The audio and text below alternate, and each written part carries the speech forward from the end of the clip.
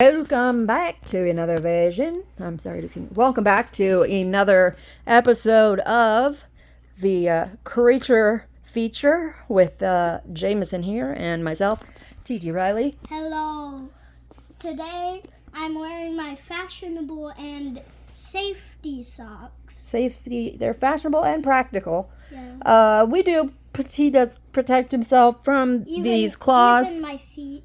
But it's just for sake. This is the Easter Egg Sloth. Easter Egg Sloth, and he is quite docile. He's not a mean guy. However, his claws are sharp, and we just wear the safety equipment just in case. However, he knows us, right? Yeah. We've made friends with him. Yeah, he's basically my pet. And we've been really nice to him, so he does have a defense mechanism. If you're mean to him, tell him about the rest of the species, how many there are. Okay, so there's only like 1,000 species in the world. In the whole world. That's not a lot. In the whole world. Yeah, so they're basically endangered. Right. And they come from? Easter Island. They come from Easter Island, and hence this beautiful, this is the Easter Egg Sloth. He does not, in fact, have legs. Feet. Yeah, feet or legs. You can see he's very comfortably docile. His characteristics are he's very cute and lazy. Except for this species, you would know that a sloth was lazy. This species is even lazier. He does like you to carry him. If this were a dating profile, he likes long walks in the park, but only if you're carrying him. He does like to be held. He can move on his own. He rolls. Show them how he rolls.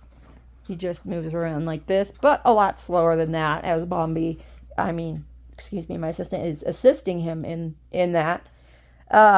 He has the characteristic beautiful hair, and this a little bit like overgrown. This bundle, if you will, or Easter egg shell, almost like a snail, but a sloth instead of a slug, is characteristically made of wool.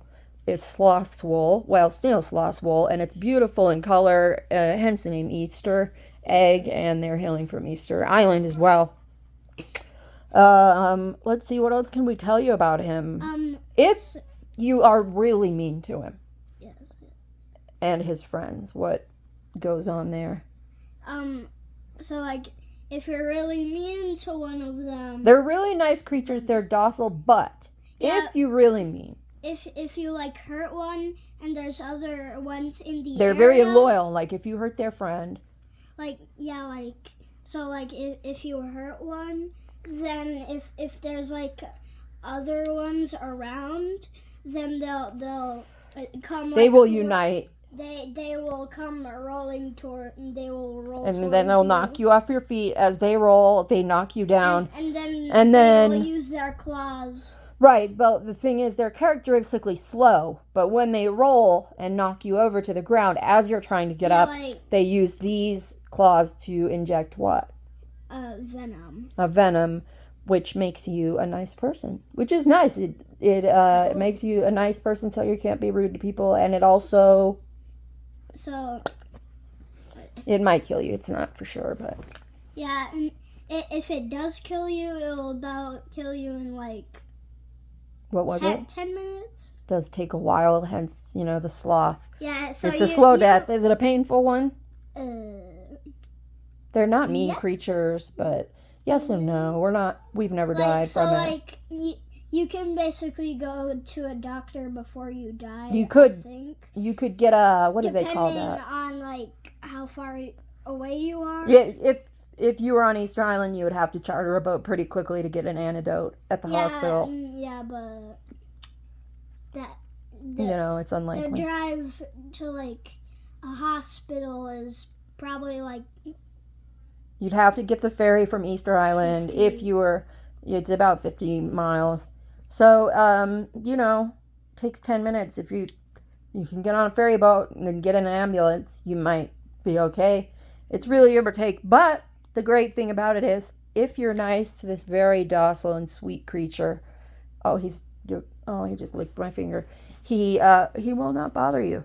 But they are endangered, and they would like to stay around. So they have a quality of self-preservation. Wouldn't you agree? Yeah. Okay. Oh, and also they can hide by doing this. And you just think that's an Easter egg on Easter Island, and so it's mostly for like winter. Now I'm sure people are asking, do they ever shed their Easter egg shell and find another one? No, they actually don't. They stay in this forever. It grows with them. Oh. So it's basic. Yeah. Or does it? You're the expert. So like.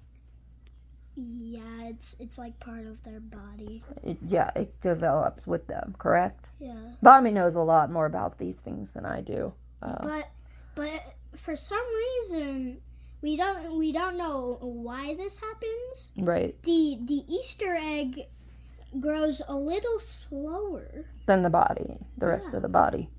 And so you do have to wait until they're fully grown. I think maybe it's possible that they evolved so that their shell is nice and snug, like perhaps a baby when you swaddle them.